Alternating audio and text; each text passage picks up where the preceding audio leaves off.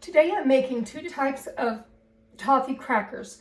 I'm going to make the saltine toffee crackers that you might be used to. I'm also going to do one with graham crackers, and instead of topping that with pecans, I'm going to top it with miniature marshmallows. I'm trying just a few of those, and I'm going to taste test them and let you know how they turn out.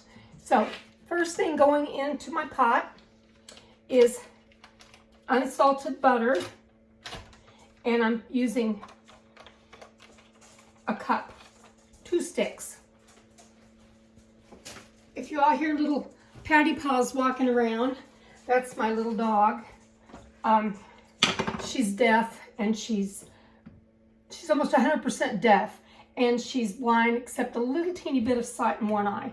Not enough to see me, just to see light and dark. So I'm melting this. Once this gets melted, I'll be putting in 1 packed cup. This recipe calls for dark brown sugar. And then I'll talk about the other items as we get them going. So I'm going to melt this butter and put that in, and I'll be back. Okay, the butter's just about melted. And I use a heavy bottom pan. That's really important that you use a heavy bottom pan, because if you use a thin pan, it'll scorch your product and it'll ruin your batch for you possibly. I'm using this old wooden spoon that was my mom's. It's still hanging in there, and I've used it for 20 some years, and who knows how long she used it. But candies at Christmas time was something my mother did a great job at. She just loved sweets, period. And but she would make her sweets, and whether it was cakes, pies, whatever, she could make it, candy, and she would sit back and have a cup of coffee and watch other people eat it, which I've never been able to find that secret, I'll tell you. But my mom could do that. I mean, it seemed to be what she wanted to do. She liked to cook for other people. Okay, so I'm getting this stirred up with the butter. I've got the crackers over here. I'll show you. Got the crackers, and see if I can aim well. There's the graham crackers. Don't want to give anybody vertigo moving you around like that. This is like my hottest burner. This is the burner I do my home canning on all summer long. Getting ready to do some more home canning soon, but that's another topic. So I'm going to let this come to a boil. Once it comes to a boil, and I mean a rolling boil, and I'll show you what I mean by that. I've never used a candy thermometer. I've just never gotten the hang of them. I've always gone by the color or the consistency of candy making. And I've had some messes doing that, I'll admit, but I think this will turn out fine. This is one of the easier candies. So I'm going to get this boiling, and then I'll show you that. Okay, this has come to the boil that I want it to. I'll show it to you. And I'm going to time it for 3 minutes, and then I'm going to pour it over the saltine. It smells delicious, and it's just about ready to pour. I want to keep it where it will pour. I don't want it to harden up. On days like today where it's really low humidity outside, candies will tend to get done a little faster. And other baked goods will respond to the humidity in the air too. All right, I'm gonna turn this off, and you all can just watch me pour this. Raise you up here a little bit. There we go.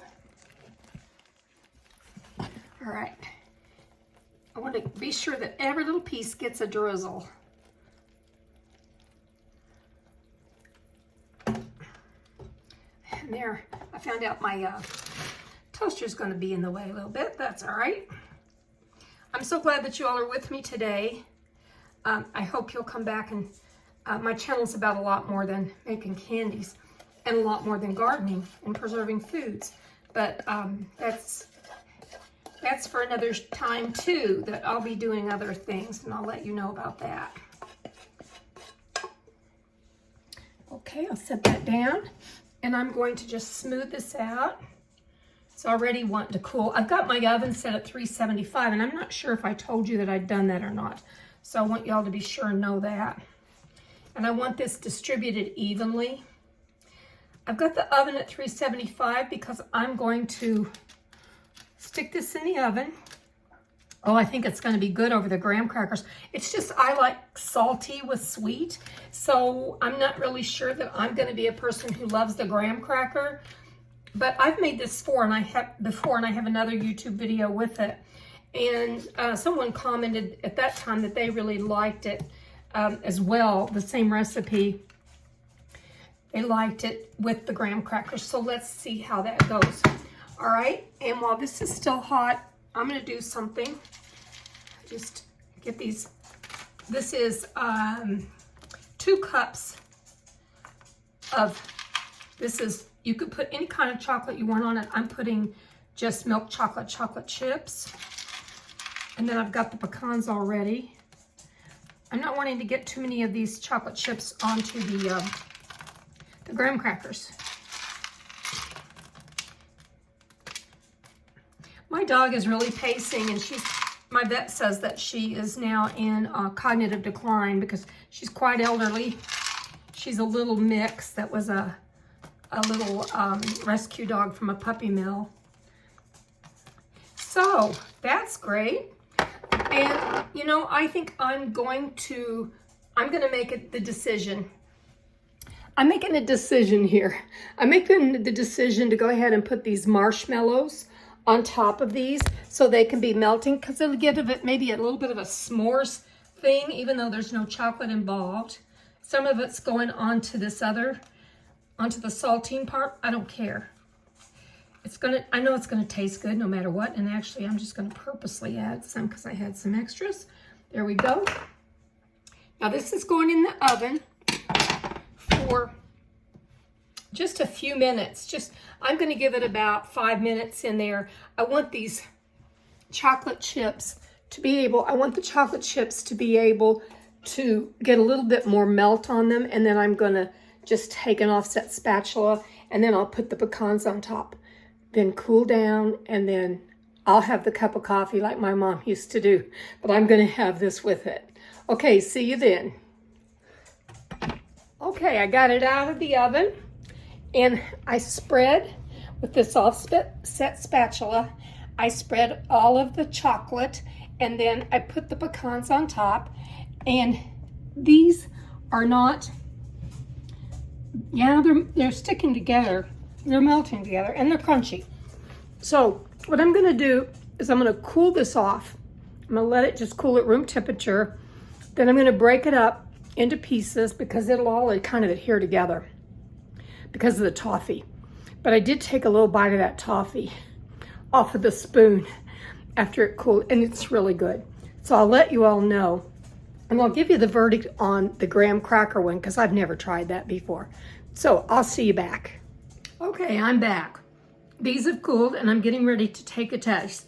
I'm going to tell you, I have already tried one of these. This is the regular toffee with the nuts and the chocolate chips on top. So let me give a taste of that.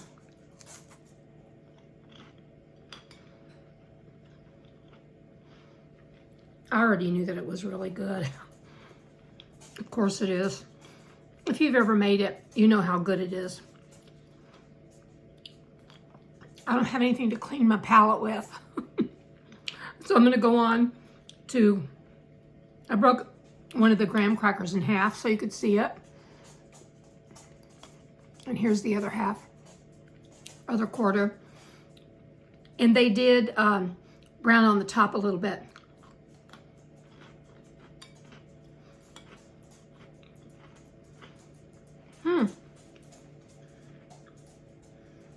It's not quite what I expected. I almost think I like it best. That's a big surprise for me because I've passed this recipe by for a few years and not tried it.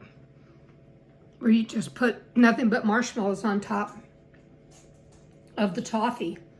And I haven't tried anywhere there was toffee layered with chocolate chips and with the marshmallow. I bet that's really good. Delicious, folks. If you want to make your family and friends happy and yourself, try this. You have a great day, and I hope your holidays are wonderful.